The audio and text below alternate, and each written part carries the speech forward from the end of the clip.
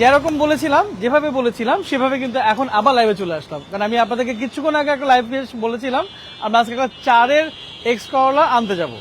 So right now আগারগার রোডটাতে রয়েছে এখন এখানে আমি, প্রচন্ড তাপ, জানেন দুপুর এখন 12টার উপরে বাজে, যার কারণে সানগ্লাসটা আসলে কথা বলতে পারবো না।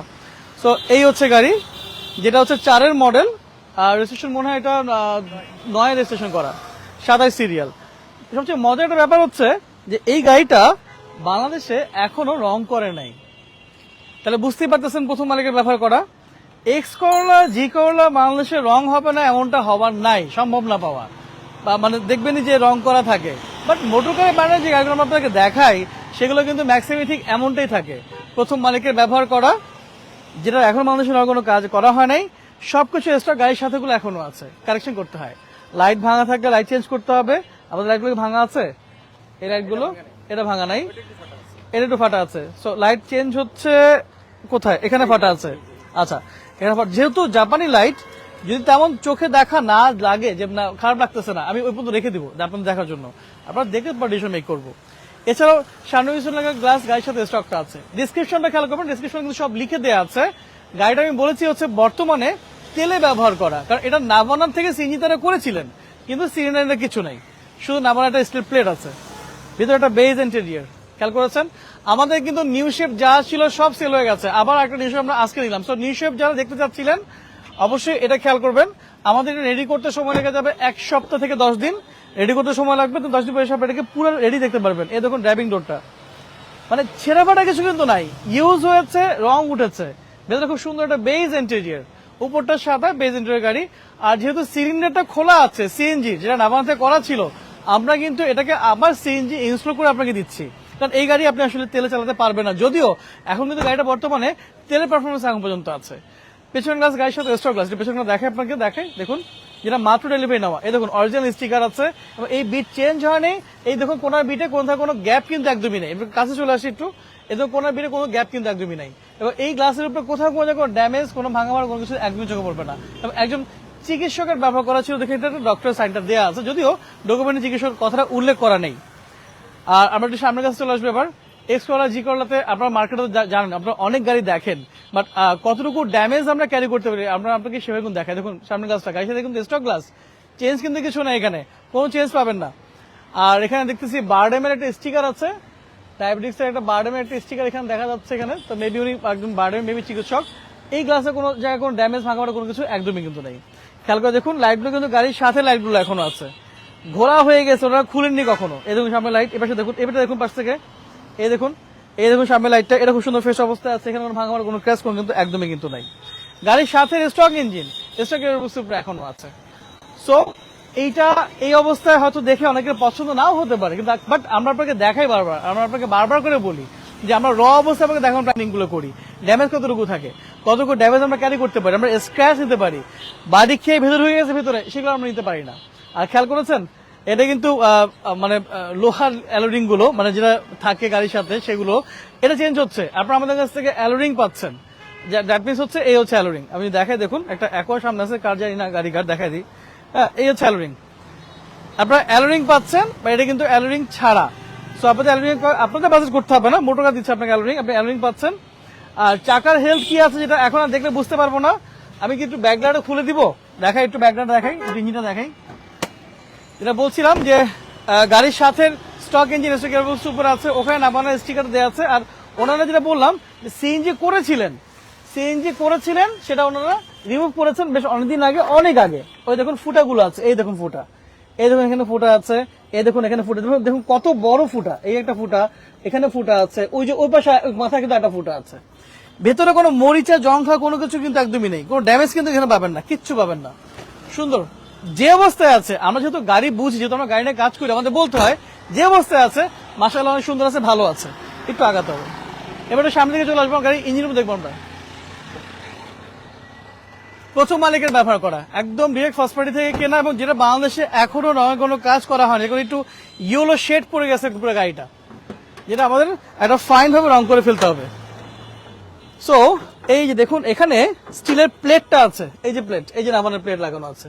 সো নাভানা থেকে সিজিটা করা ছিল, যেটা পরবর্তী সময় খুলে ফেলেছেন। আর এই হচ্ছে ধুলা মাখা ময়লায় ভরা গাড়ির সাথে stock engine, stock multi gear যেটা ছিল তাই কিন্তু এখন বন্ধ আছে। কিন্তু একটু যদি দেখে কাছ থেকে, দেখুন কাছ থেকে, আসুন চলে আসুন।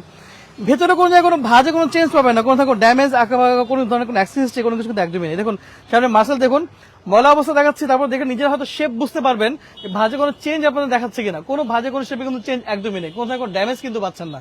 এই দেখুন ভেতরের পার্টটা খুবই সুন্দর ফ্রেশ অবস্থা এখন পর্যন্ত আছে। 4 মডেল, 9 স্টেশন। আমরা একটু গাড়ির কাগজ দেখবো, এবার চলে এসে পাশে বেশ অনেক কিছু আছে। এবার কাগজ দেখলে আপনারা অনেক কিছু ক্লিয়ার হতে পারবেন।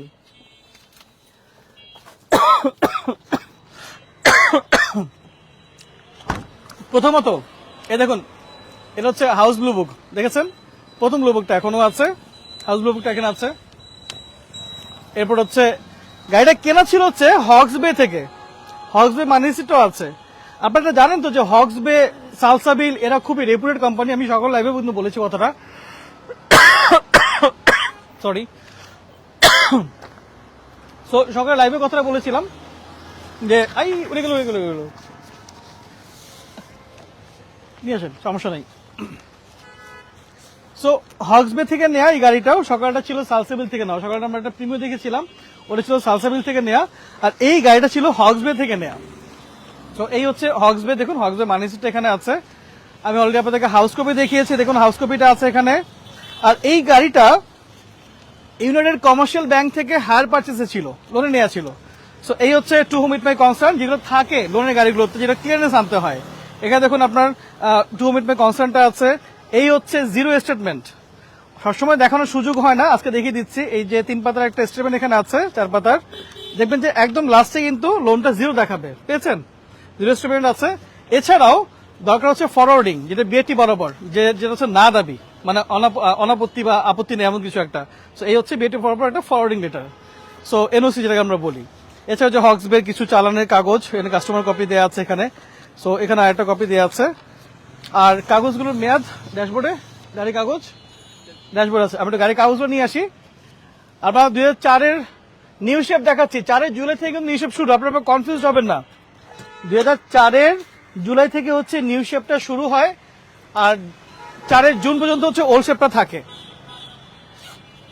আমরা চাচ্ছিলাম যিনি ওনার, আসলে উনি একটু বয়স হওয়ার কারণে ওনাকে আনতে পারলাম না, আপনাদের সামনে আনতে পারলে হয়তো ভালো হতো। সো এই হচ্ছে গাড়ির কপিটা, যেটা ম্যানুয়াল ব্লু বুক। স্মার্ট কার্ডের প্রয়োজন তাদের হয়নি, যেহেতু প্রথম মালিকের ব্যবহার করা। বাট আপনারা যারা গাড়িটা এখন আমাদের কাছে কিনবেন, আপনারা কিন্তু এই কাগজ পাচ্ছেন না, স্মার্ট কার্ড পাবেন আপনারা। আর ওনারা যেহেতু স্মার্ট কার্ড আবেদন করেনি, সো এই জন্য আগের ব্লু বুকটা রয়ে গেছে এখন এখানে। সো এই হচ্ছে ফিটনেস কপি, দেখুন মডেল দেখুন 2004-এর মডেল, আরো সংখ্যা 5, সিসিটা 1500 কালার স্পষ্ট করে হোয়াইট কালার লেখা আছে।